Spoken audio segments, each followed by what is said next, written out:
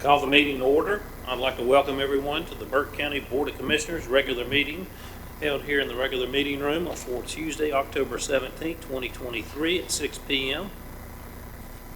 Madam Clerk, we have Commissioner Smith, Commissioner Burns, Vice Chair Britton, Commissioner Carswell, our County Finance Officer, our County Attorney, and our County Manager all in attendance, Madam Clerk. I remind everyone to please silence their mobile devices.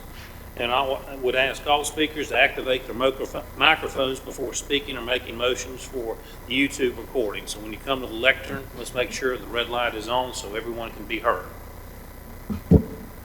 This time, I'm going to ask Pastor Keith Barnett, Bridge Worship Center Ministries International, to come forward and lead us in the invocation. And then I'll ask our county attorney.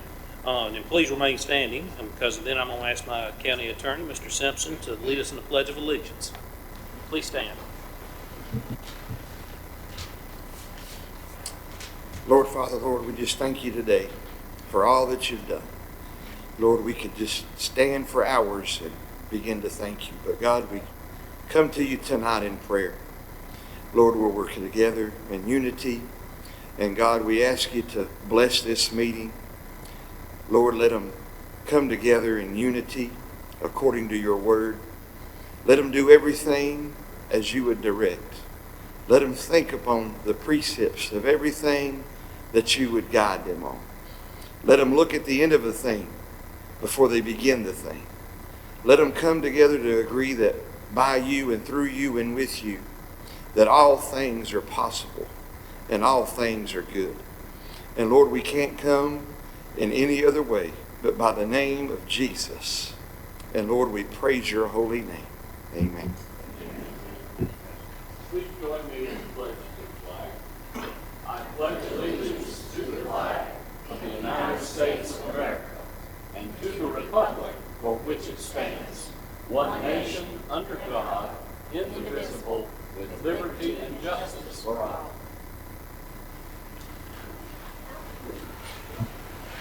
Thank you. Gentlemen, that brings us to item number 4, approval of the agenda. Gentlemen? Mr. Chairman, I'd like to make a motion to amend the agenda by moving consent item number 1, the Western Piedmont Community College proclamation for National Apprenticeship Week, up to number 1 presentation. So Commissioner Carswell, we're moving on. Item number 6 under consent to item number 1 under presentations. Correct, sir? Correct. Thank you, sir. All those in favor of the motion signify with uplifted hand. Motion carries 5-0, Madam Clerk. Next item of business, gentlemen, item number 5, approval of minutes for March 2nd, 2023, Board of Commissioners special meeting, and March 3rd, 2023, Board of Commissioners special meeting. Gentlemen, you've had an opportunity to review the minutes. What's the pleasure of the board? Mr. Chairman, I make a motion to approve the following minutes as presented. March 2nd, 2023, Board of Commissioners special meeting, and March 3rd, 2023, Board of Commissioners special meeting. Thank you, Commissioner Burns. All those in favor signify with uplifted hand. Madam Clerk, motion carries 5-0. That brings us to presentations. And since we did move on Western Piedmont Community College Proclamation National Apprenticeship Week to item number 1, we have Dr. Welch with us. Dr. Welch, welcome.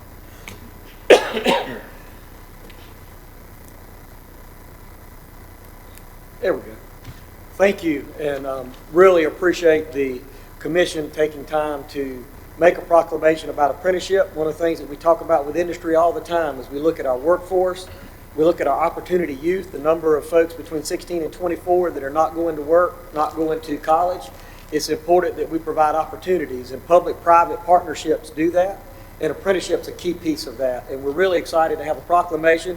From November 13th to 17th, we'll be celebrating National Apprenticeship Week in Burke County, working with our companies, working with educational institutions, the school district, etc., to celebrate people learning about work. It's really exciting. We started just less than 2 years ago with 3 companies, 7 apprentices. We now have more than 10 companies, more than 50 apprentices working. And just last week, we were notified by Dogwood Health Trust They awarded the college over $400,000, and a big piece of that is a success coach and an apprenticeship coordinator to help us work with our companies in this area to expand, grow, and provide opportunities to build a workforce, which helps us attract industry. And so we're really excited about that. Thank you so much for your support and for doing that. We look forward at Western Piedmont Community College to continue to work with our companies, with you, and with our citizens here to grow a workforce that will attract companies and provide a great life here in Burke County. Thank you very much. Thank you, Dr. Welch. Any questions, comments for Dr. Welch?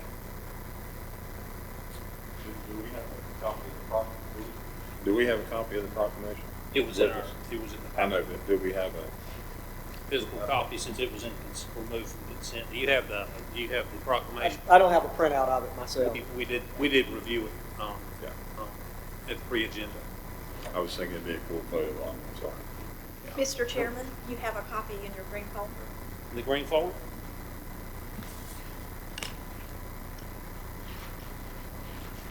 Well, I will find that and we'll do a photo op if you have a minute, Dr. Yes, sir. Welch. In the meantime, gentlemen, do we have a motion to accept the proclamation? Mr. Chairman, I make a motion to accept the proclamation. Okay, thank you, Commissioner Burns. All those in favor signify with uplifted hand. Motion carried, 5-0.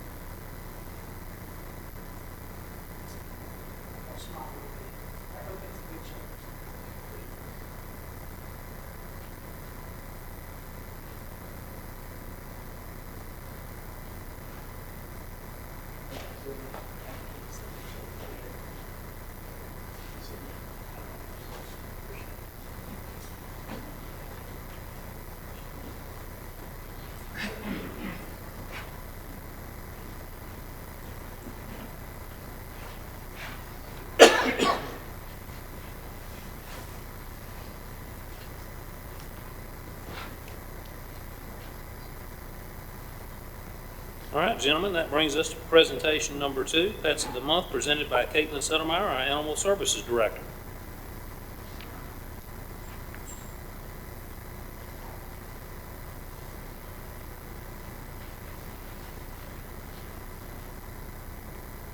Thanks for having us back for another month for us to present our Pets of the Month. I will let you know I had a time finding a dog to bring up here today. As you will see, I have listed Miss Rain as our Pet of the Month, and she got adopted today. I feel like that happens quite a bit, so that's fantastic. So I was going to bring our next longest resident, who was Cupcake, and she left for foster about 5 minutes before I was coming to leave. So I was walking back through our kennels. This is Mr. Tadpole. He's from one of our animal cruelty cases. That's basically all I have left in the shelter right now, are animals that are part of animal cruelty investigation. So he wanted to come out today. He came to us last week, and he's gained about 6 pounds. So you can see he's still pretty skinny, but he's absolutely amazing. We are always looking for people to help us with our evidence animals. These are long-term foster commitments. These animals typically stay in our care anywhere from 3 months to upwards of a year, year and a half. So it can be a long-term commitment. It's not fair to house these animals in a kennel setting, so we do try to place them in foster families.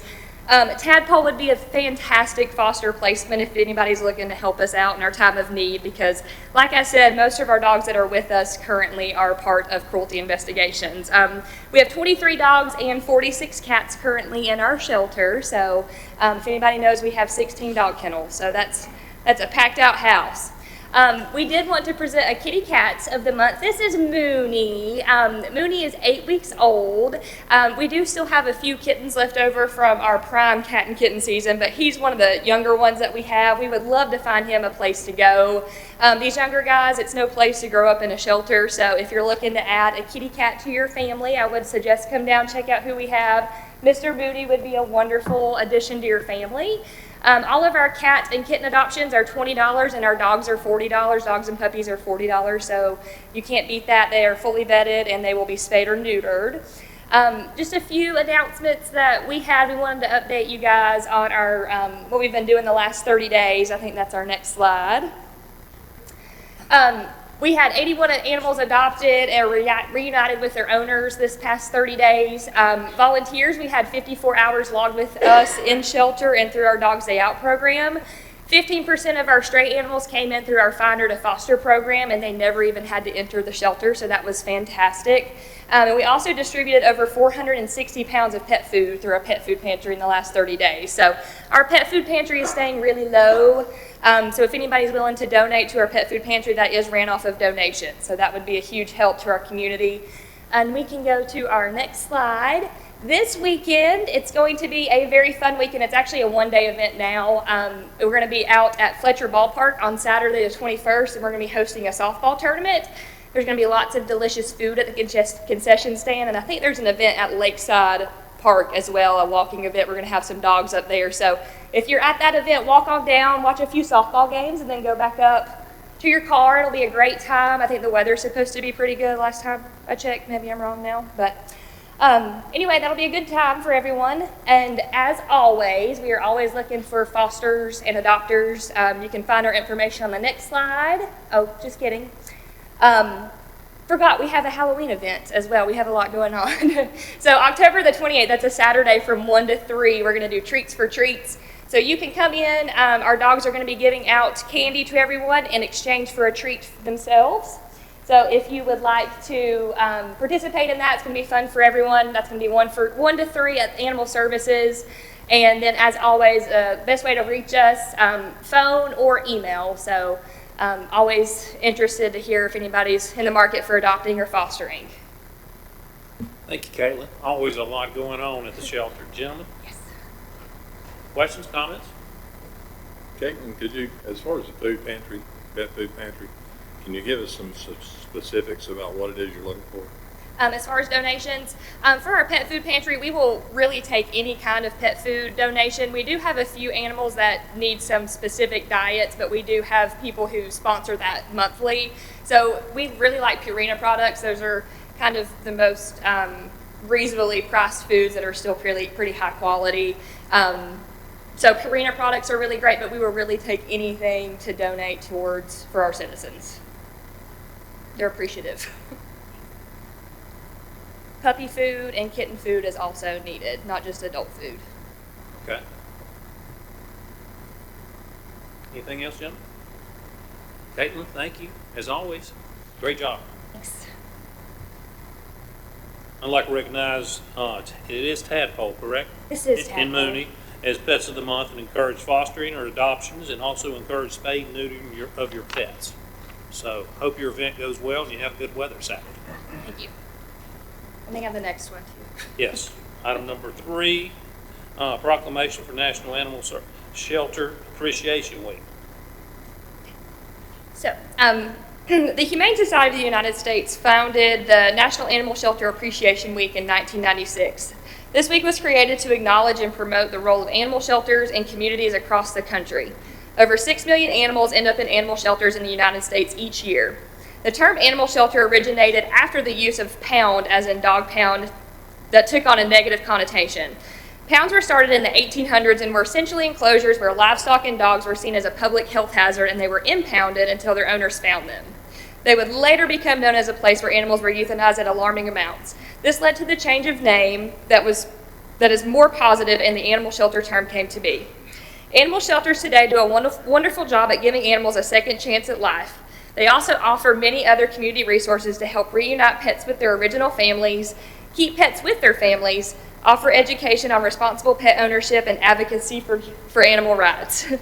This observance serves as acknowledgement to acknowledge the hardworking people such as community supporters, staff, volunteers, fosters, and many others who work to support the efforts at animal shelters day in and day out. We hope you would join us in recognizing November 5th through the 11th, 2023 as National Animal Shelter Appreciation Week. Thank you, Caitlin. Gentlemen, questions, comments? There being none, what's the pleasure of the board? Mr. Chairman, I make a motion to approve proclamation number 2023-09. Thank you, Commissioner Carswell. All those in favor signify with uplifted hand. Madam Clerk, that carries 5-0. Thank you. Thank you so much. Thank you. Have a good night, Caitlin. Thanks. Well, gentlemen, that'll bring us to item number 4, Projects Events Update, presented by Alex Roney, our Assistant HR Director.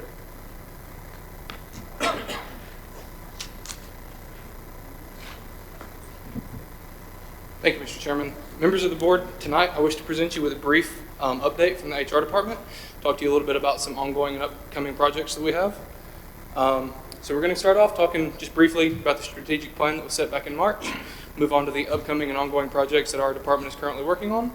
We'll touch briefly on the pillars of team development and then how those tie into our newly formed Health and Wellness Committee. And then we'll finish up by talking about our Fall Health and Wellness Fair, which is coming up just right around the corner.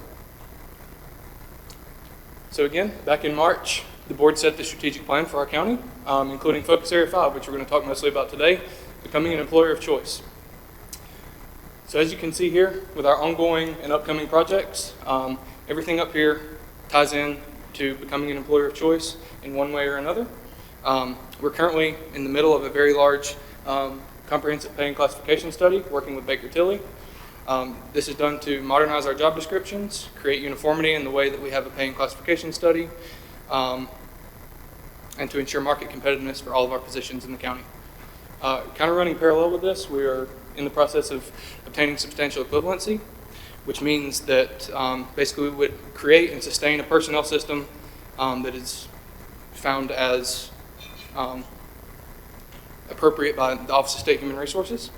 This would be a huge win for the county overall, as it would create uniformity again in our pay and classification system, our recruitment processes, policies, and procedures for the whole county, and it would greatly benefit currently our offices of Health Department and DSS, as they currently fall under the Office of State Human Resources. So I want to shift into talking about our newly created Health and Wellness Committee as one of our big projects that we have accomplished recently. And to go with this, just kind of talk about how it follows the pillars of team development that can be seen here. So this Health and Wellness Committee was formed to focus on a purpose, that purpose being to drive and build policies, procedures, incentives, initiatives for the county's health and wellness programs, promote health and wellness for all employees, and ensure that all employees know that the county does want the best for their health, mental health, physical health, and well-being. Again, teams-based leadership, this committee's objective is to drive all initiatives and policies that go along with health and wellness for the county. And then, of course, by doing so, we hope to, these initiatives will bring the county as a whole a positive outcome, which, of course, would also bring that to our departments and individuals. So briefly, our Health and Wellness Committee is made up of 11 members. We have a very good group of people who have signed up to volunteer their time to be part of this committee from different county departments. Everybody brings a diverse group, thoughts and backgrounds that are very crucial to our health and wellness initiatives that we are trying to drive. And the biggest one that we are currently working on is our Health and Wellness Fair, which is coming up next week. It'll be held October 24th and 25th from 10 a.m. to 3 p.m. at the Foothills Higher Education Center for all staff. We're looking forward to having a large group of staff there on both days, a large group of vendors, and we hope that we can see each of you there throughout one of the 2 days. So the purpose of this event and of our committee, number one, is to educate. We want to make sure that we can educate all employees on all health and wellness initiatives, all health and wellness options they have around the community to improve their health and wellness. Number two would be to promote employees in taking true account of their health and wellness, their mental health, their physical health. We want everyone to feel like their county, their leadership team is behind them and supporting good health and wellness. And then lastly, of course, to prevent. So through education and promoting strong health and wellness, we hope to prevent long-term health concerns, teach people how to listen to their bodies, listen to their minds, find those risk factors and catch things early rather than wait too late and have a long-term health issue. So to help us push these ideas, we have a large group of vendors that will be joining us. We're very happy to have. This first group here kind of refers to a little bit more of our benefits carriers, as far as insurance carriers, the YMCA, anything that can be considered an employee benefit that we currently have. Also super excited to have a large group of local collaborators from around the county or surrounding counties that will be there to just educate employees on some of the services that their organizations offer, tell them how to get in touch with them if they need things, all the opportunities that they have around the community. And then lastly, we're going to have a few internal departments that are going to be setting up some tables or areas around to help educate. Our health department, social services department will be educating the employees on a little bit about what they do. Community development will be teaching people about how to get outside and access some of the trails and outdoor activities that we have around our beautiful county. And then animal services will be bringing some dogs and cats just so people can get a good mental health break and hang out with a dog, hang out with a cat, enjoy some time with them. And hopefully, maybe somebody will foster one, take one home with them. So I just want to end by, first of all, thanking our wellness committee, everybody's volunteer time and their already busy schedules to make huge sacrifices and finding time outside of normal business hours or during to make sure this event and ongoing wellness initiatives in the county are very positive. And then I want to thank the board for the promotion of creating an employer of choice for our county, and we will continue to work towards that every day. And I'm happy to take any questions you may have. Great presentation, Alex. Gentlemen, questions, comments? I think you did such a good job. We don't have any questions or comments, but we appreciate you and the staff for taking the time, because you are, as you mentioned, y'all have a very busy schedule as it is. But I want to thank your staff members and teammates on that committee for putting in all that work. And so we look forward to it, and I would encourage all our commissioners to at least try to, we'll all try to come by at various points during those 2 days, because I know that takes a tremendous effort for all of you. So thank you. Thank you, gentlemen. Gentlemen, what's the pleasure of the board? Mr. Chairman, I move to accept the report as presented. Thank you, Vice Chair Britton. All those in favor signify with uplifted hand. 5-0, Madam Clerk. That'll bring us to item number 5, the library. Programs and services update and 100th anniversary. Wow. Thank you, Mr. Chairman, members of the board. The library has 2 items for you tonight. First is a presentation about library services, programs, and collections, and the second is a proclamation marking the 100th anniversary of the Burke County Public Library System. With your permission, we'll go ahead and start on the presentation. So what's the library all about? Well, we are here to improve lives through reading, learning, connecting, and creating. That's what we're all about, is to help people have a better life. That requires a lot of support. We're very fortunate to have 2 auxiliary groups, the Library Foundation of Burke County and the Friends of the Burke County Public Library, that support us every year. Between those 2 groups, they provide us over $100,000 each year for additional library programs, services, and collections. But that requires even more support, and the bulk of that support comes from all of you. From Burke County, we also get funding from the City of Morganton, Valdez, Hildebrand, Drexel, Rutherford College, and the State Library of North Carolina. A little bit of history. The Burke County Public Library, the Morganton Library, started in 1923 in downtown Morganton in a storefront. In 1935, it moved to its current location. This was the house that was on the property prior to the library being built. It was called Rose Villa.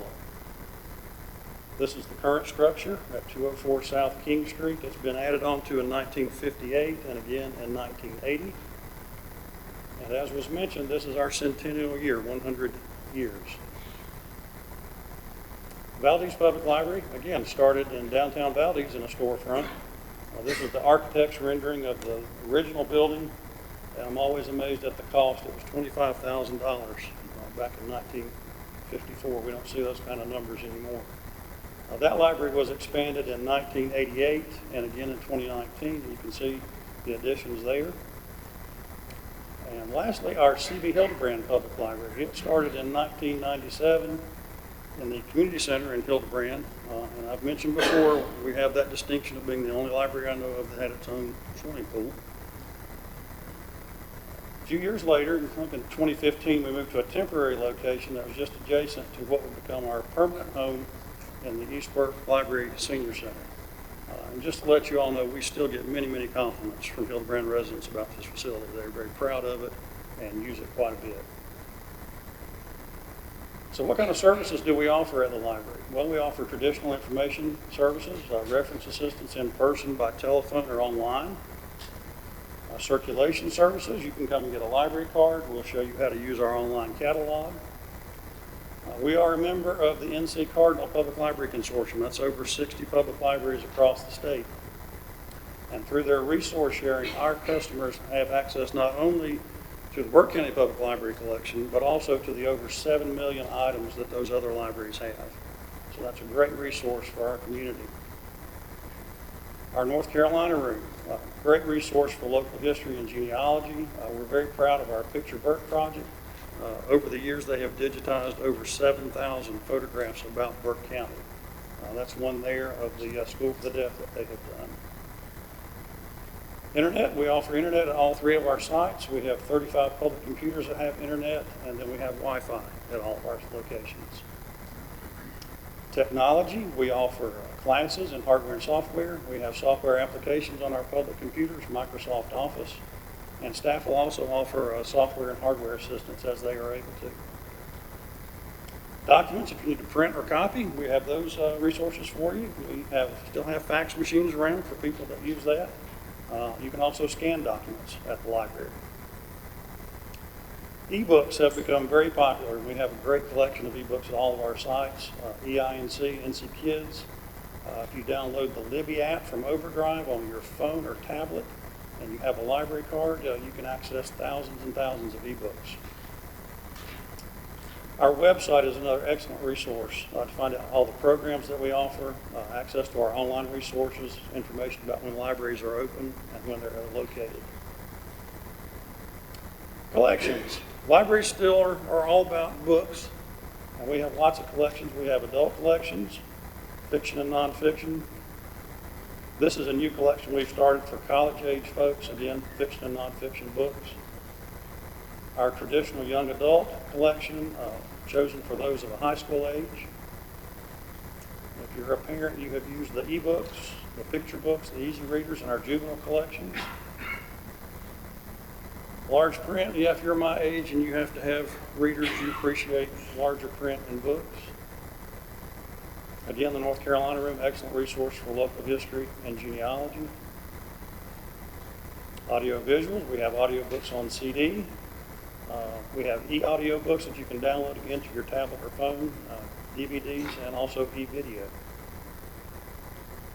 And lastly, periodicals. We still have print newspapers and print magazines. Through the Libby app on Overdrive, you have access to over 400 digital magazines that you can download to your phone or your tablet.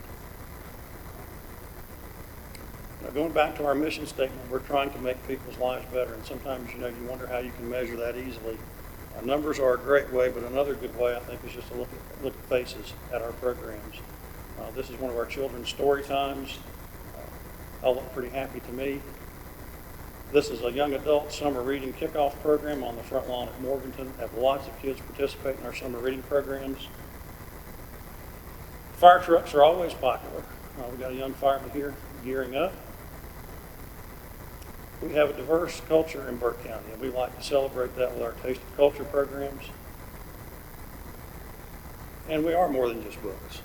We've done a lot of outdoor activities over the years. This is a rock climbing wall that we took to the Valdez Public Library. STEM activities are very, very important. We have those activities for all ages at all sides. Lots of problem solving and hard thinking going on there. And sometimes it does get a little bit messy, but I think kids really have a fun time with those activities. Black History Celebration every February at the Morganton Public Library, the gathering of the people. We've hosted that for many, many years, and we always have a great turnout for that program. The ASU Steel Drum Band over the years has been a great draw for our outdoor music series. And we do a lot of programming off-site. This is a craft program we had during the summer at Catawba Meadows Park. We incorporate a lot of art and music into our activities at the library. This young lady did a very nice painting. Anytime we have animal programs, they draw a huge crowd.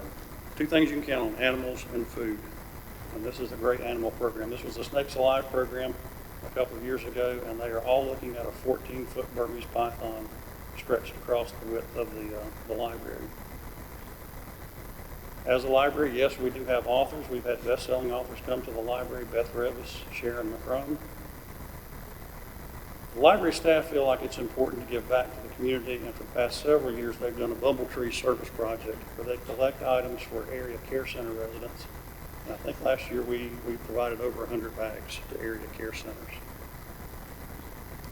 Our Library Foundation is involved with our outreach programs. On the left is an example of one of the little free libraries that they support throughout the county. I believe they have 4. They also sponsor a story walk at Catawba Meadows Park, and I am in the process of putting out a new story. I hope to have that finished by the end of the week. We do a lot of programming at the library. We average 1,300 programs a year with an attendance of at least 26,000. On the left, you can see an example of our programming calendar, and adults, young adults, and kids, and you can see it's very, very full. And I would be happy to answer any questions you may have. Thank you, Jim. I think I can speak for all the commissioners to say we understand, and we're all proud of the library system, what y'all have done and accomplished in your staff. Gentlemen, questions, comments?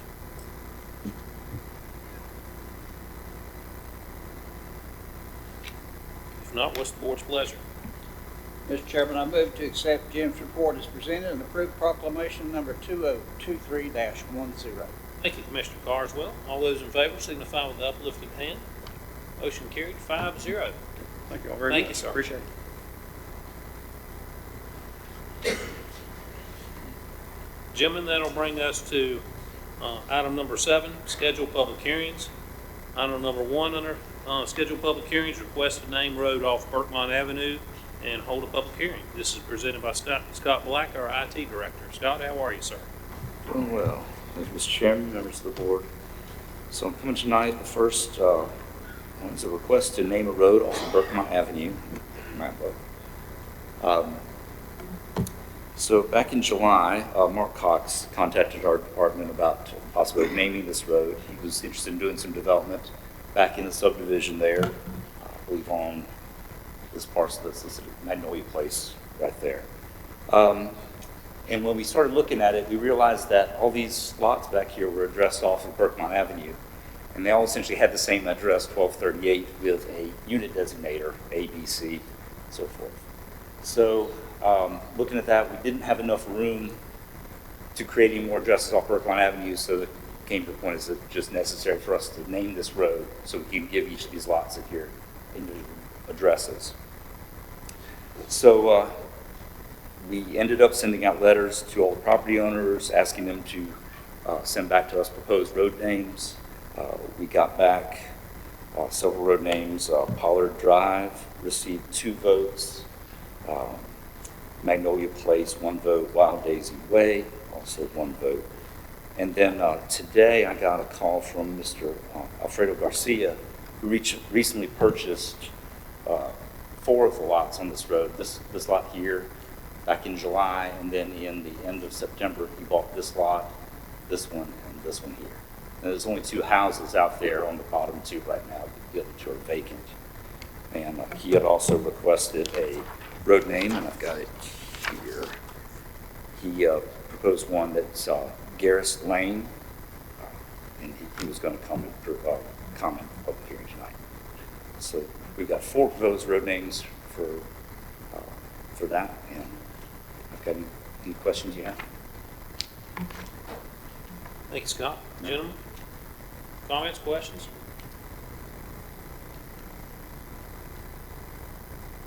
All right. Well, then hold We'll then hold a public hearing. I'll now open the public hearing. Is there anyone here to wish to speak to this issue? Come forward, please, sir.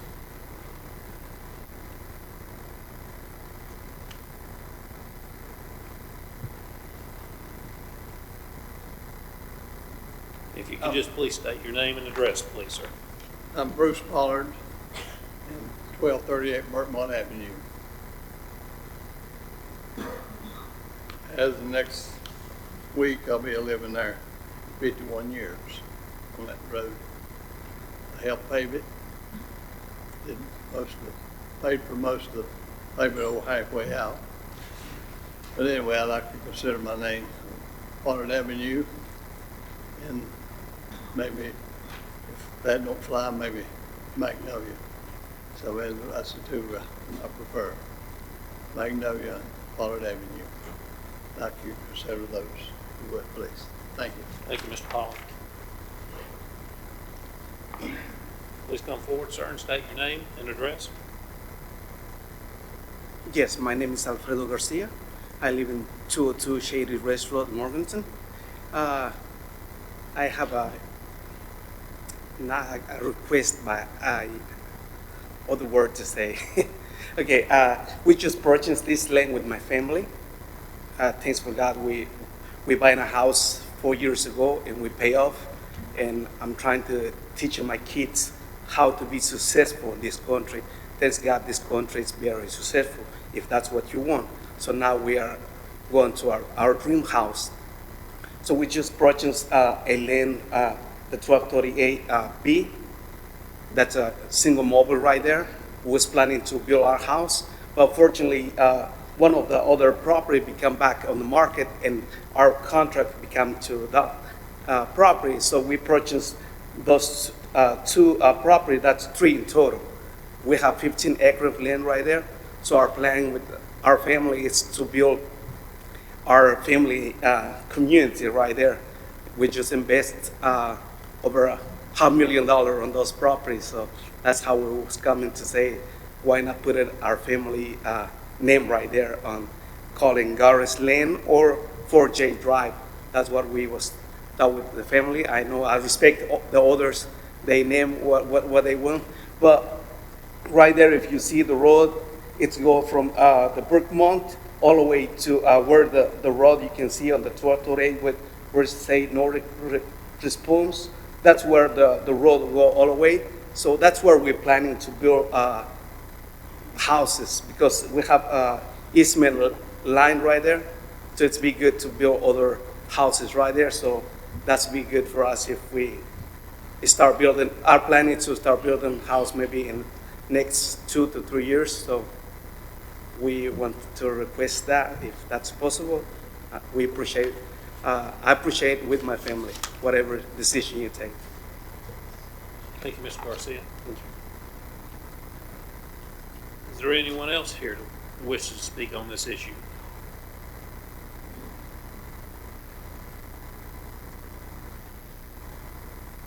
If not, then I'll close the public hearing. Gentlemen, it's the pleasure of the board.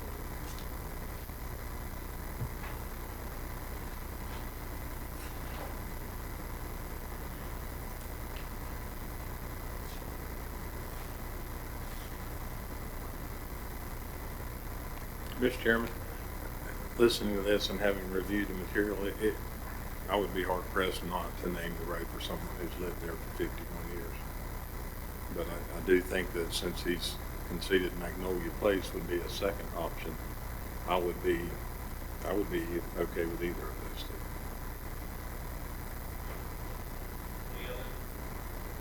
Any other comments? If not, it is that. Excuse me, I can't talk good yet, but I agree with Mr. Burns. I would be hard pressed not to vote for Pollard Avenue or Drive. I heard Avenue, and we have written down here Pollard Drive. So I guess what's on the agenda would be Mr. Pollard, I believe, said Pollard Avenue, but Pollard Drive is fine with me. He said Pollard Drive or Magnolia Place. For clarity. We have a motion on the floor. Mr. Chairman, I just throw in my 2 cents. I haven't heard the information, and I believe that Magnolia is a kind of a common name for the area, and since that seems to be acceptable to at least Mr. Pollard, I think maybe since we have other surnames that might, like their consideration, maybe Magnolia would be a better answer. That's my 2 cents. Other comments? If not, what's the pleasure of the board? Mr. Chairman, I'd like to make a motion that we approve the road name Magnolia Place. Thank you, Commissioner Burns. All those in favor signify with uplifted hand. Those against? Motion carried, 4-1. Madam Clerk, Commissioner Smith. Consent. Yes. This will bring us to item number 2, request to name road off of Mineral Springs Mountain Road and hold a public hearing. It's once again presented by our friend Scott Black. Mr. Chairman. Okay, so earlier this year, we were contacted again by Paul and Leslie Huffman, who live up here at the end of the road, this property up here, about naming this road that comes off of Mineral Springs Mountain Road. It's highlighted in yellow there, you can see on the map. Here's Mineral Springs Mountain comes in, and then part we're proposing to name is this area right here. Now, the first little part of it, is the solid yellow line, is actually already state maintained. In the NCDOT database, they listed as no-name road.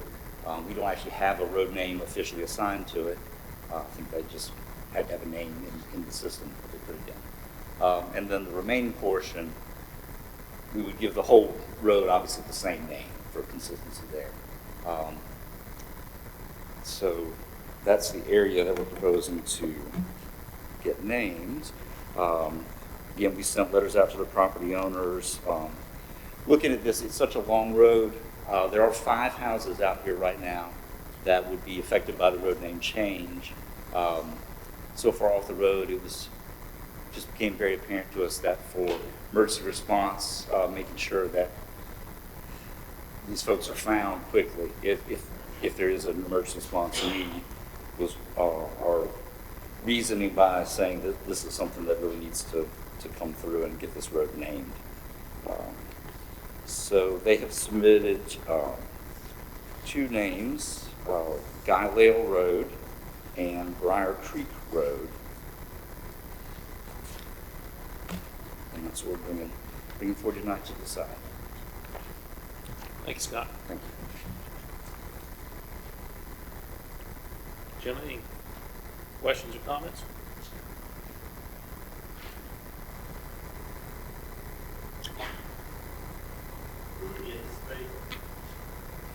One second, sir.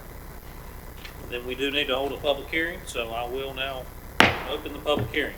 Anyone wish to speak on this issue? Please come forward, sir. I live down, my name's David Gooden. I've lived down there for 35 years. And the road has always been Briar Creek, as far as I know, went through there. That was the old road come from Valdez, went across there. And the reason why was the bridge, down on Miller Bridge, was to keep them from crossing the river. They went through there by my house. And that's what I've always known it as, and I kind of like to keep it that way. But I understand there's another road named Briar Creek somewhere in Burke County. So me and my friends wanted to go to Briar Patch if we could. But and that's all I have. Thank you, sir. Anyone else here wish to speak on this issue? Please come forward.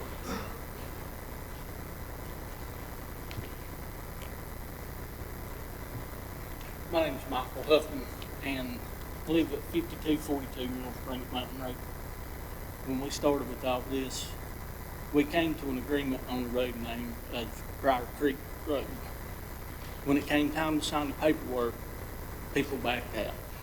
So we decided that we would go ahead with Galileo Road because that's what we initially wanted. I'm all right with Briar Creek Road. I have no problem with that. But if it's gonna be Briar anything, I don't really agree on Briar Patch, but I'm okay with Briar Creek. Thank you. Thank you, sir. Briar Creek is, Please step forward, Scott. Briar Creek is good. I've checked it. So it's a viable It won't name? cause a conflict. It won't cause 911 issues or anything like that? Okay, thank you, sir. Is there anyone else here that wishes to speak on this issue? Please come forward. Please state your name. My name is Jeff Curtis, and I live at 5252 Mineral Springs Mountain Road. My largest concern with Briar Creek Road is if you go into like Google Maps right now, and you were to look at Briar Creek Road, it's basically unlike Google Maps and stuff, it will say it's my road, my private driveway. If you go onto Google Maps and you type in Briar Creek, it will show my road as that being a road. And I do have concern that if it is named Briar Creek Road, that what's going to wind up happening is because, like, and I've been trying to contact Google Maps for years now to try to get them to, like, recognize where all these addresses are, and they never update it. And my concern is that somebody would type that in thinking that our road is not just a private road, that it's actually the road that the address would be on. And that's my biggest concern with keeping it as Briar Creek. Now, you said that there is not a road in Burke County named Briar Creek? Not that Okay.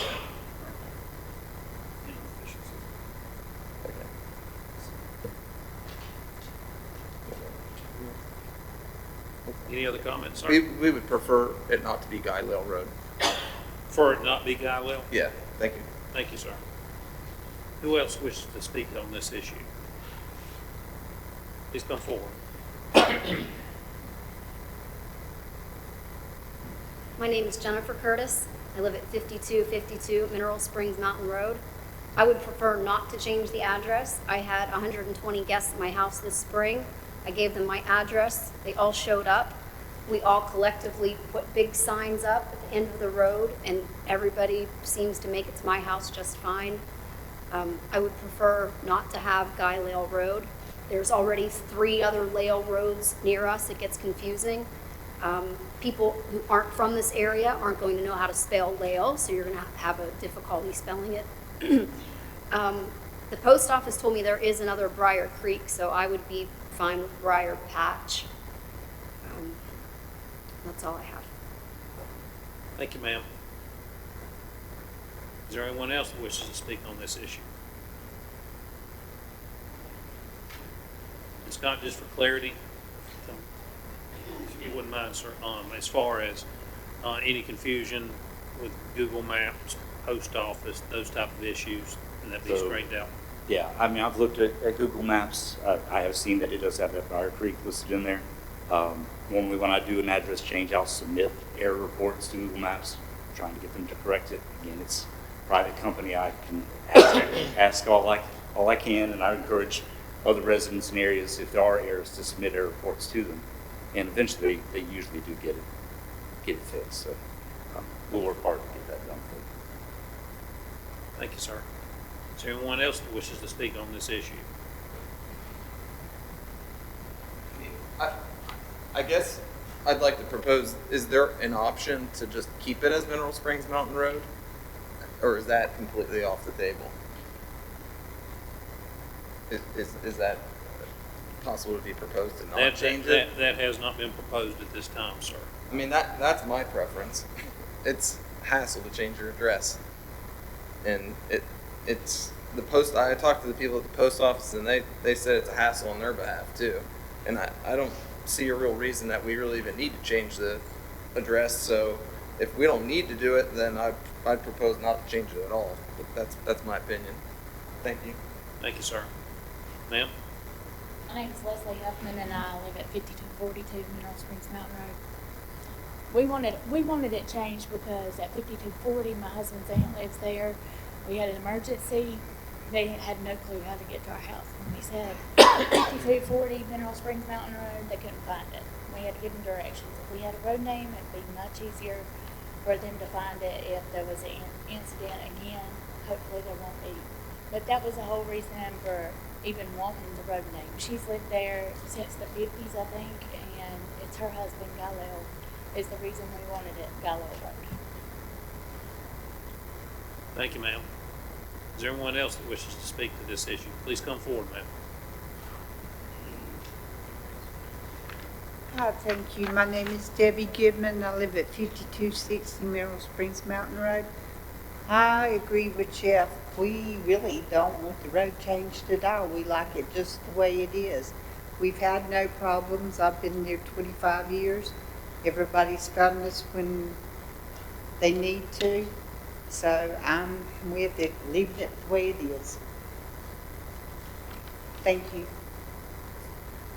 Thank you, ma'am. Anyone else wish to speak on this issue? Please come forward and speak at the lectern, sir. Thank you, sir. Donnie Walker. I live at 5230 Mineral Springs Mountain Road.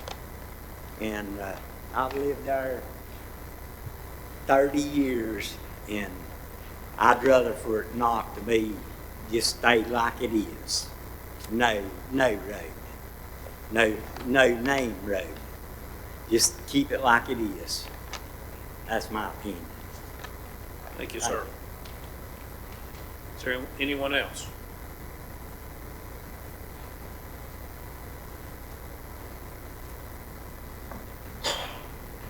Mr. Chairman, if I might interject, that's Scott to come back. Scott, help us understand. I thought I understood. Mineral Springs Mountain Road proper, maybe you can use the corner. Yes. Doesn't it? So Mineral Springs Mountain Road proper runs north-south right here. And we're here at the intersection with Warwick Church Road. So this road turns off and comes back in. And that's the main reasoning for proposing that this private drive be named, or actually partially state maintained, partially private. Because it is really a different road. And typically, we look at when there are 3 or more houses off a private drive. That's the point at which we recommend that it be named. You know, it's doubtful that it's going to be much further development here, but there are some vacant parcels that could have future addressing in there.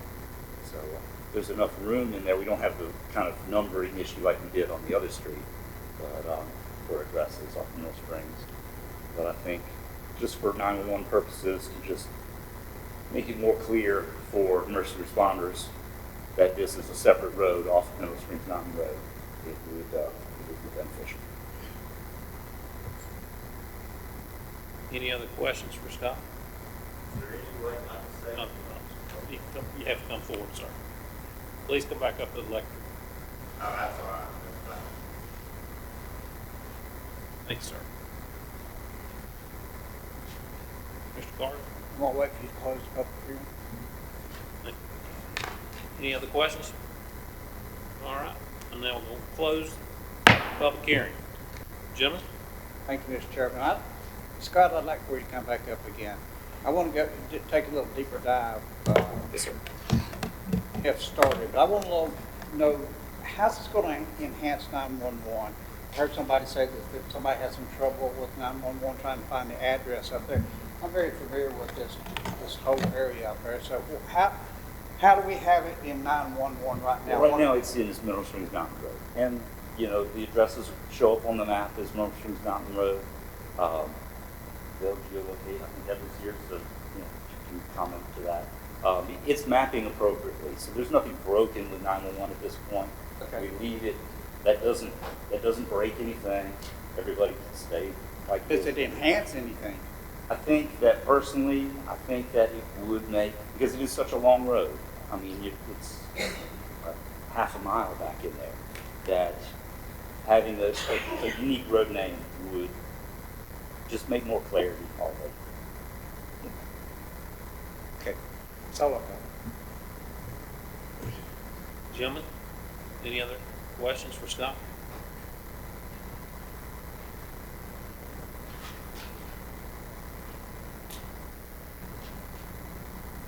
If not, what's the board's pleasure?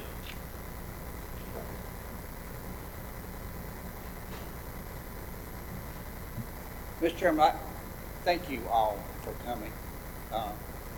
I heard a lot from both sides. I'm trying to develop in my mind which would be best for the county as far as 911 getting a fire truck and an ambulance to your residence. That concerns me more than anything else. And I don't know that there's been a whole lot of confusion, but from what I'm hearing tonight, I think y'all would be comfortable with one or the other. So I think I'm ready to make a motion to name the road Briar Creek Road. That'd be my motion. All right, thank you, Commissioner Carswell. All those in favor of the motion, signify with uplifted hand. 5-0. Thank you, Scott. Gentlemen, that'll bring us to item number 8, informal public comments. Madam Clerk, do we have anybody that wishes to speak? Thank you, Mr. Chairman. Is Bruce Urban here tonight? I have not seen Bruce. And I will remind everybody that each speaker is limited to 3 minutes. Dr. Courtney Mull?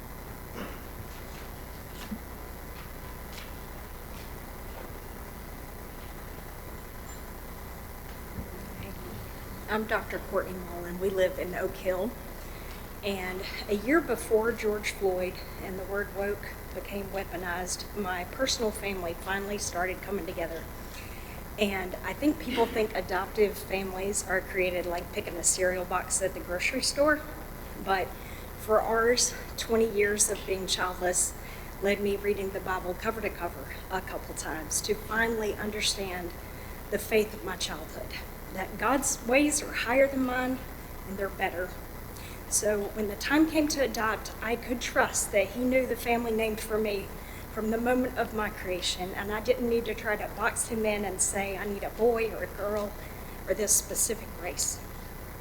And 6 months later, my oldest child's birth mother recognized me as being worthy of being the mom for her baby. And a year and a half ago, my youngest child's birth mother also recognized me that same way. And I recognized both of those women as family as well. And race had nothing to do with that. Love brought our family together. And God made children perfect, and I love mine desperately. And I want them to want to live in Burke County when they grow up.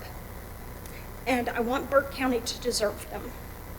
So today I want to talk about guilt and the argument I hear of we don't want to teach or talk about the past because we don't want our children feeling guilty for something they didn't do, because we love our children.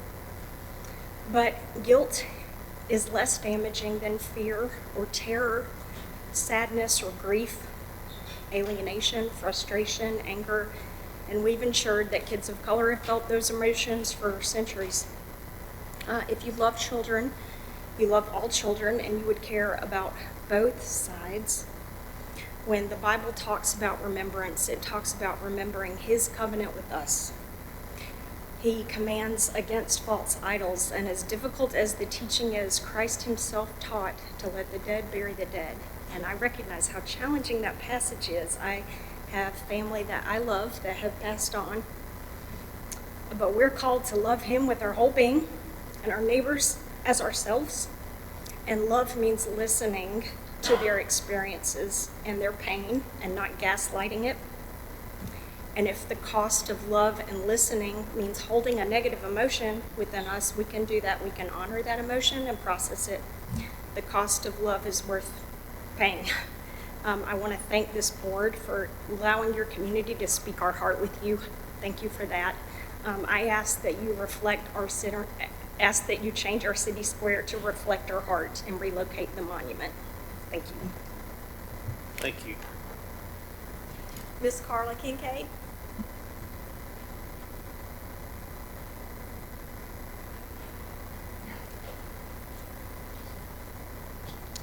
Good evening to all. I'm here in reference to Confederate statue as well. And as I've been throughout the neighborhood and Rock Hill Cemetery, I've had to interview some of my ancestors, my relatives who are now 90 and close to 100 that can remember some of the personal stories that they were either told or they experienced. and one was really significant to me. They now reside in Charlotte, and some of the people move away because it does make a difference of statues or whatever that lingers in this county as well as others. After interviewing us, actually relatives were able to share memories of the Confederate soldier stories, and I think I did share that with you once, as far as my father telling me about his father, who was a great man, Allen Fullwood, who was a big man in the Linville area or the Fonto, Florida area, and about the Confederate soldiers who came in the house, and they could just bust through the doors anytime they got ready. Well, I heard another story, same kind of story, that was told by one of my relatives, and she recalls Paul also telling her when he had to hide her as they come bursting through the doors under the floor, afraid that they were going to take her. And she continued to tell me about what we would call the smokehouses. And smokehouse, and that's where you hung your meat and your food. Also them going back there and torching that and burning. That happened here in Burke County, Linville area, Fonto, Florida area. I'm not speaking of a story who happened anywhere else. And as I continue, I've got some other people also to interview. But we do have some personal stories in reference to the soldiers themselves. And I was also reading where, yes, the soldiers did not own slaves, but they did one day hope to be a slave owner because the slave owners in this area lived more comfortably than others. And also when we see that statue, that's what I think of. And I hope that one day I'll be able to have the pleasure of enjoying that square. I haven't been able to enjoy the square. I haven't been there since the new amphitheater because it's not a good remembrance as far as for me, because we were never taught. We were never taught exactly who this guy is standing there. And I just wonder what other things that the soldiers were able to do and to terrorize the people in this neighborhood and in Burke County itself. And I'm sure, you know, we're not speaking of a courthouse, which we knew probably a lot of things happened in that courthouse as well that wasn't good at all, not for us. And so as I continue, you know, I just want to come and continue to stand here in honor and in memory of my ancestors as we continue to do our work and project on the Rock Hill Cemetery there. So just know that's what that statue can impose on people of today. Not everyone but me. Thank you. Madam Clerk? I think that's all I have, Mr. Chairman. All right, gentlemen. That'll bring us to item number 9, consent agenda. I'll ask our county manager to review those, please. Thank you, Mr. Chairman, members of the board. Fairly concise consent agenda for consideration this evening. Item 1 is from our clerk's office. It's a request to reappoint a member of the jury commission as outlined in your packet. Item 2, for our Parks and Recreation Commission, this request is to remove or accept the resignation from one member and to replace that member to serve the remaining portion of that term. Item 3, also an appointment or a modification to an appointed board. This is a request to reduce the membership of the East Burke Senior Center Advisory Board to 5 members. Item 4 is your monthly tax collection report that was presented during your pre-agenda meeting for September 2023. And item 5 is your monthly release and refund, also from the tax department for September 2023. Each of those are in your packet. I'm happy to answer any questions you may have. Thank you, Mr. Epp. Gentlemen, what's the pleasure of the board? Mr. Chairman, I make a motion to approve the consent agenda as presented. Thank you, Commissioner Burns. All those in favor signify with uplifted hand. Madam Clerk, that is 5-0. Thank you, sir. That brings us to items for decision. Item number 1 under items for decision, approval of real property presented by Mr. Epley, our county manager. Thank you, Mr. Chairman. As the board's aware, over the last few weeks, we've been evaluating a piece of real property adjacent to this building, across the street up just a little bit, 201 Avery Avenue. And as you're all aware, we believe we've successfully negotiated and we're seeking approval to finalize that acquisition. The purchase price was $575,000 with a little bit of closing costs. The total was $576,563.04.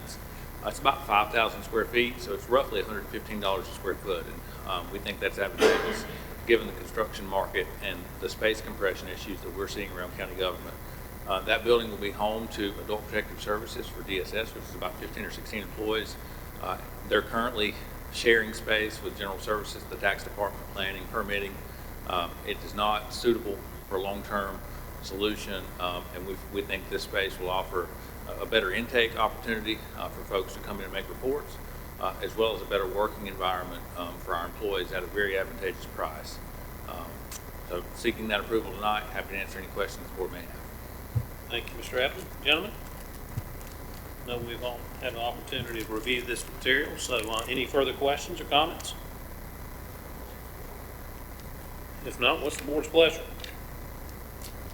Mr. Chairman, I move to approve the purchase contract in the amount of $576,563.04 between John Hood and Burke County for real property located at 201 Avery Avenue, Morgan. Thank you, Commissioner Britton. All those in favor signify with uplifted hand. Motion carried 5-0, Madam Clerk. That'll bring us item number 2 under items for decision. Project units bid award for installation of water and sewer lines at Burke Business Park. This will be presented by Benji Thomas, professional engineer from West Consulting. How are you, sir?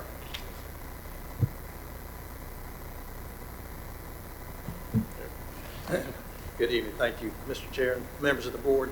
Pleased to be with you tonight. It's been a pleasure to work with the county and Mr. Allen Wood with BDI and others on this project. This will be to extend the City of Morganton's water and sewer utilities to the pad where the Unix building is under construction at the moment. So our office worked to prepare the plans and specifications, acquire the permits, and handle the bidding process. And 3 bids were received, as noted in the report. And the lowest bid was received by Double R Utilities Incorporated out of Gaffney, South Carolina.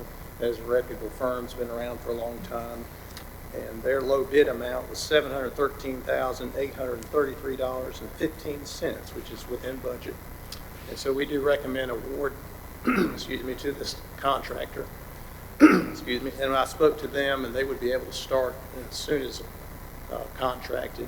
Their first step would be to order the materials and probably be about 8 weeks to receive those materials. So we're looking at a completion date somewhere around April 1st, which I understand from Mr. Wood would be well within the window we have to make sure water and sewer is available to the Unix building. So with that, I'd be happy to answer any questions and do recommend award to this contractor. Thank you, Benji. Gentlemen, questions, comments? Mr. Chairman, this is a thing that has bothered me for years. When I read the summary and it says the bid appears to be complete. Is it complete or is it not? Okay, I'll take responsibility for that. That's my choice of words. It is complete, yes, sir. It is complete. That's all I need to know. Thank you, sir. Gentlemen, other questions?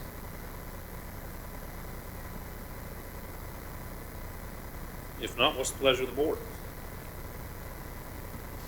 Mr. Chairman, I make a motion to award a bid in the amount of $713,833.15 to Double R Utilities Incorporated of Gaffney, South Carolina for construction of new water and sewer lines at the Burke Business Park.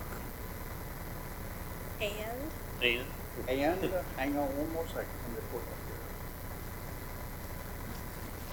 And authorize the county manager to execute the agreement and other project documentation on behalf of the board, subject to review and or revision by the county attorney. Thank you, Commissioner Carswell. All those in favor signify with uplifted hand. Motion carried 5-0. Thank you, Benji. Thank you for all y'all do. Appreciate it. Gentlemen, that'll bring us to decision item number 3, General Services RFQ for infrastructure projects related to sewer system design and construction. This will be presented by Mr. Epley. Thank you, Mr. Chairman. I think it's appropriate, following the Unix water sewer utility infrastructure, to pair that with a continuation of the criticalness. As we just saw, this $700,000 plus water line extension is going to provide jobs, going to provide tax base, and it is a pathway for economic development. We know that water and sewer not only propels that, but it also supports housing and all of the critical infrastructure build out that we need for development. I also have Mark Gallant here with me as to present in case there's technical questions, and I continue to just be impressed with his hard work and innovative thought processes. We really take, I think, a very meaningful step forward in better understanding our own county operated system for water and for sewer. So briefly, I'll describe what we believe our project scope is. Over the last few weeks, as the board's well aware, we have navigated through an RFQ process that we ultimately believe will give us meaningful information to better understand and manage water sewer, the full system in Burke County. We'll talk briefly about what we've done over the last couple of weeks from a procurement process perspective, and then model a potential timeline. So the first thing that I would say, it's important to recognize that the Water Sewer Fund in Burke County is an enterprise fund, and that is a technical term that really, in essence, means that it's different. It's a user fee supported function of local government. It's not supported with property tax. It's not supported with sales tax.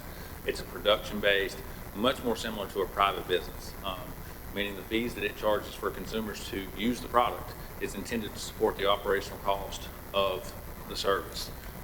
Burke County has two funds like this, solid waste and water sewer. Water sewer is what we're focusing on tonight. And the challenge is, in this world, the cost of operating the business has grown substantially in recent times. Material cost, lead times, as Benji just said, 8 weeks to get materials, and he could attest with other clients he works on, at $100 plus a linear foot to lay pipe. It is an incredibly expensive venture, but also important. And so we're trying to find the balance of what is the path forward here. And you can see here where I've shown just over the last 5 years how our revenues compared to the expenditures in that fund. And because the system isn't growing, that really creates a challenge. Here I've broken it down a little bit more to show consumption gallons, both on the water side of about 106,000, on the sewer side of about 111,000, total number of customers, which is one of the bigger problems that we have, is just the size of our system. In 2020, we had 2,170 customers. In 22, we had 2,175. Not substantial growth there. And we have a lot of passings in this world. We call it passings, where we're going by potential consumers who aren't using the product. And we have the capital cost of putting the infrastructure in the ground, but not the return in revenue, which again is a challenge to the system. Same thing, same kind of concept there on the sewer side. So the business model and just the system in total, as important as it is, we're trying to better understand how we may improve that. And we think that we can.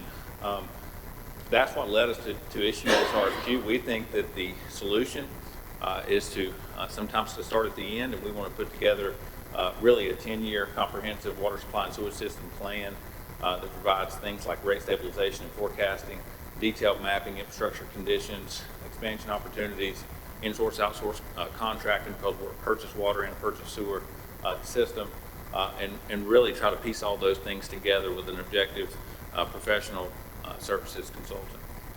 We think we can do that really in 3 ways, and that's the way this RFQ is designed. The first one, as you all heard about for many, many years, I think for the last 3 or 4 years, and it's included in your capital improvement plan, is the pump lift station at Indian Hills. That lift station basically is the hinge point for all sewer flow in eastern Burke County that sends that waste to Hickory, and it has been failing for some time. It's a very expensive repair, somewhere in the $2 to $2.5 million framework. We are a finalist in a BRIC grant, which is a federal emergency management grant that would cover the cost of that, and we're optimistic that we're going to be successful. But I think that's one example of how such an important critical junction in our system is deteriorating, and the cost to repair and replace is so excessive. But the RFQ would provide for this engineering service to help us really size and fit, as well as design the construction package to repair that.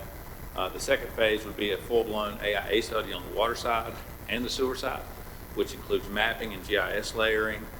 This is everything from flow tests to see if we have leaks, to people crawling down in manholes to see what size pipe we have. This is the full-blown system so that we can report back to our board what our system looks like in totality.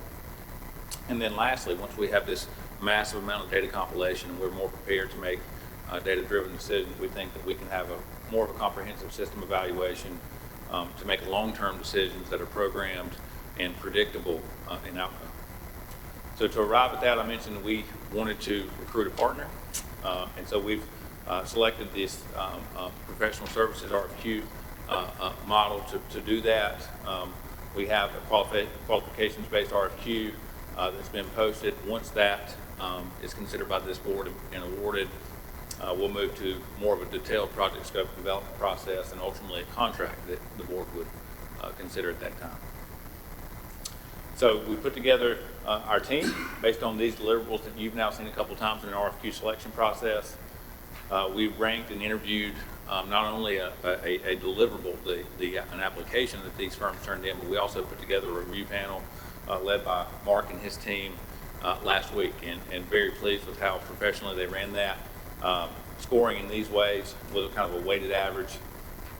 We had 3 responsive firms, all of which were highly credible, highly professional, good resumes, good working examples. But you can see the scores down at the bottom. Willis Engineering, by far and away, was the highest performing firm.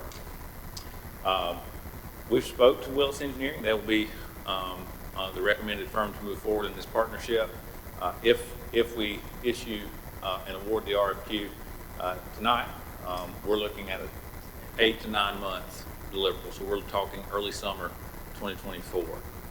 And obviously there'll be milestones along the way. It's not like we're just going to go away for 9 months and come back with a massive amount of information. So there'll be a lot of progress reports and a lot of decisions along the way. But that just gives you a grand scope of kind of the timeline through the project. So Mr. Chairman, members of the board, I'm happy to answer any questions you may have about this, but I do see it as a monumental transformational opportunity for our system. And I'd like to make the recommendation that we partner with Willis Engineers to conduct these consulting services. Thank you, Mr. Apple. Gentlemen, questions, comments?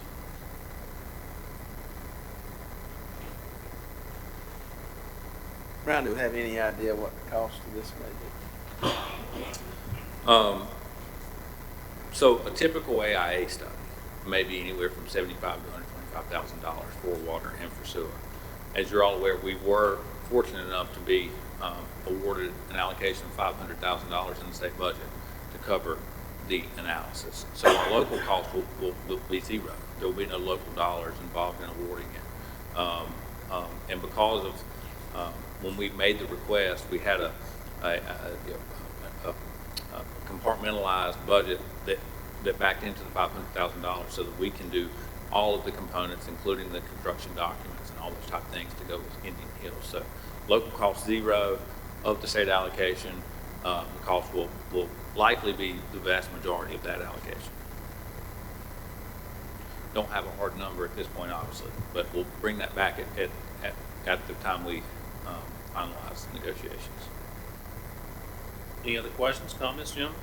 Mr. Chairman, Mr. County Manager, what's the timeline on the grant? And when will we know about the grant? For the grid grant on Indian Hills, Yeah. a couple weeks. We literally checked on it today. I think I got an email while we were sitting here, as a matter of fact. If that grant isn't awarded, there is still dollars allocated in the capital improvement plan. So it is still a project that can advance with the support of the board. Thank you, Mr. Chairman. For the last 12 years, I've said we need to either get in it or get out of it. We've just dilly-dallied around with it. And I'm glad to see that we're trying to probably get in the water sewer business. My next question is it possible that the number of people that's on the system will grow if we provide an adequate water and sewer system? I think that's the question we're trying to answer. That's the million-dollar question: is what is the cost of expansion or acquisition? We think we need about 785 more customers to make our system fluid. So what are the routes that we can spur off our existing system to gather that type of population density? That's a good question. What's the cost of that type of expansion? That's the next good question. And how does all of that upfront capital compare to an elongated return? I think our average water customer pays $48 a month. So you can see when you're investing millions of dollars, that takes a pretty tremendous economies of scale to create the return. I think more so than anything, to your point, Commissioner, this will help this board make a really solid data-driven decision about should we or should we not look to expand the system or look to maybe regionalize with some other partners long term. And let's clarify, I hope that's not $1 million question, I hope it's a $500,000 question. Yes, the study will be less than You do agree, Jeff, correct? Yes, yes. Well said. Any other questions, comments, gentlemen? I just personally think, again, we've been in, like I say, looking at this for a long, long time. I would like for us to keep the system. I don't want to partner with anybody on this. Don't know what we get if we partnered with somebody else on this. I don't know. When I'm depending on somebody else, it's just like where we purchase water now from a lot of different people. I'd like to see us do it ourselves, keep as much as we can in-house where we can have the control over it. In-house is always a whole lot better than trying to work with sometimes with an unknown partner. I just want to mention that. No, I totally agree, and I think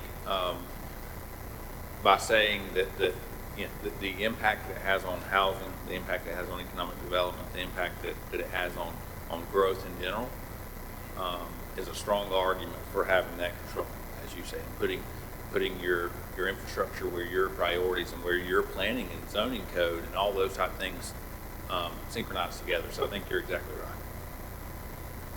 Anything else, gentlemen? If not, what's the board's pleasure? Mr. Chairman, I move to authorize the county manager to negotiate and enter into a contract with Willis Engineers as presented, subject to review and or revision by the county attorney. If an agreement cannot be reached with the recommended firm, the county manager is authorized to negotiate and contract with the second or third ranked firms. Thank you, Commissioner Britton. All those in favor signify with an uplifted hand. Motion carried 5-0, Madam Clerk.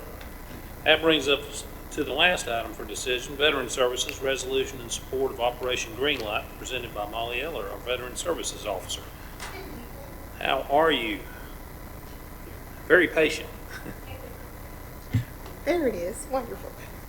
Thank you, Commissioners, for the opportunity to share Operation Greenlight with you today.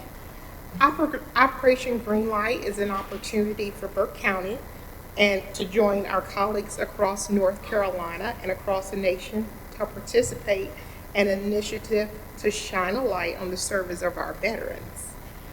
Operation Greenlight is also an opportunity to raise awareness of resources available to veterans and their families. For 1 week in November, that includes Veterans Day, we would like to illuminate as many Burke County-owned buildings with green lights, the same as we did last year. Additionally, we would like to extend an invitation to the whole community to encourage their participation as well. Here's a few pictures from last year that I would like to share. So on the left, we have the City of Morganton Public Safety Center, all lit up in green. On the right, there's Morganton Savings Bank, all lit up in green. On the left, there's the Burke County Public Schools, and on the right also, they decided to go with the lamps in the hallways, which looks amazing on the ceiling there with the reflection. And so Operation Greenlight runs from November 6th through November 12th of 2023. Thank you. So today I am here to ask this Board of Commissioners to adopt the resolution and declare November 6th through November 12th as a time to recognize our Burke County veterans with this Operation Greenlight project. I welcome any questions. Thank you, Molly. Gentlemen, any questions, comments? Mr. Chairman, I would like to clarify the reason I wanted this in the form of a presentation tonight was to bring more awareness And I appreciate that. Thank you. Chairman. I actually ordered my bulbs last week, so they should be ready for my house. Not that I live in a place where a lot of people's going to see my house, but I'm very grateful to have an opportunity to shine the spotlight on this. Thank you, Commissioner. Any other questions, comments, gentlemen? And as a veteran, I totally appreciate that. Several veterans are here tonight. We do appreciate that very, very much. I enjoyed last year's green light, and Randy, I'm gonna drive down to your house and see your green light. Gentlemen, any other questions, comments? Gentlemen, what's the board's pleasure? Mr. Chairman, I move to adopt Resolution 2023-20. Thank you, Commissioner Burns. All those in favor signify with uplifted hand. Motion carried 5-0. Thanks again, Molly. Gentlemen, this will bring us to section 11, reports and comments. And we will start with our county finance officer, No comments tonight, thank you, though. Mr. County Attorney. Nothing from me tonight, thank you. Madam Clerk. No comments. Thanks. Well, 0 for 3. I'm Mr. good. County Manager. I'm good too, sir. Thank you. Mr. Smith. I do want to say that I'm glad we're going to do some work down there at Indian Hills and get that all straightened out, because the people of Eastern Burke County, they need good services down there, and the rest of us do too. Thank you, Commissioner Smith. Commissioner Burns. Yeah, gosh, there's so much that happened this week that was pretty cool. I was fortunate enough to attend the opening ceremony of the Oak Hill Community Trail off of 126. We had a check presentation since our last meeting for the mega site that borders Burke and McDowell County. There's just a tremendous lot of stuff that's happening. I've had great committee meetings. I do want to make the board aware that the first week in November I will be attending the Western Piedmont Council of Governments National Conference in Cleveland, Ohio. So I will be out of touch, but not out of touch for about 4 days there. And I just want to acknowledge this October being Breast Cancer Awareness Month. And thank you. That's about all I have. Thank you, Mr. Burns. Vice Chair Britton. Mr. Carswell. I want to echo what Randy said about October being Breast Cancer Awareness Month. And I think everybody remembers over the years that I've said here. My mother died with breast cancer. My youngest sister-in-law died with breast cancer, and my wife is a breast cancer survivor. So thank you, gentlemen, all for wearing pink. I appreciate that. And what we can do in this arena, I do appreciate it. Thank you, Commissioner Carswell.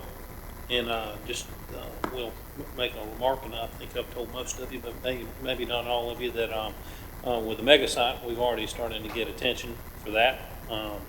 Got a call from a show in Raleigh that's held on Spectrum 1, and Johnny was familiar with it, and apparently it's a public affairs show, and we sat down with her, well, Zoomed it, I wasn't driving to Raleigh, but we Zoomed it with Alan Woods today with her, and also the county manager from Chatham County, who is currently got an automobile manufacturer coming to his mega site. And so it was a good show, and we were well represented, and just wanted to make y'all aware of that. So lots of good things happening in Burke County. Well, some courtesy reminders, gentlemen. October 19th, one-stop early voting begins for the municipal elections. Please remember to bring your ID with you to the polls. November 5th, the Centennial, as we were presented earlier from Jim, Morganton Public Library from 2 to 5 p.m. at 204 South King Street, and that's a drop-in open house, so that'll be fun. November 7th, Election Day, get out and vote. The Board of Commissioners pre-agenda meeting will be held at 3 p.m. that day. November 10th, county offices will be closed for Veterans Day. November 11th, Burke County Veterans Day event starts at 11 a.m. in the Foothills Education Building. November 21st, Board of Commissioner regular meeting at 6 p.m. November 23rd and 24th, county office closure for Thanksgiving. It's hard to believe that's already here. And I would, as always, remind everyone to please spay or neuter your pets, foster or adopt a pet from Burke County Animal Services. And as we repeatedly have said for years, please cover your loads to the convenience centers and the landfill and pick up trash if you see it, please. And that's all I have, gentlemen. So vacancy announcements, item number 12. Madam Clerk. Thank you, Mr. Chairman, members of the board, members of the audience. We have the following opportunities for citizens to be involved in county boards and committees. The Adult Care and Nursing Home Community Advisory Committee, City of Morganton Board of Adjustment and Planning Board for the ETJ, Burke Senior Center Advisory Council, East Burke Senior Center Advisory Board, Council on Aging, Burke County Health Department, Hickory Regional Planning Commission, Drexel Planning Board ETJ alternate, and the Burke County Veterans Service Board. Thank you, Madam Clerk. I would encourage everyone that wants to get involved, please get involved. Call Kay. As I always say, she will put you to work because there's plenty of opportunities to get involved and help your fellow citizens in Burke County. Gentlemen, at this time, there is no need for a closed session, so that moves us toward adjournment. Is there a motion to adjourn these proceedings? So moved. Thank you, Commissioner Britton. All those in favor signify with uplifted hand. And I'm going to say that's 5-0, Madam Clerk. Thank you.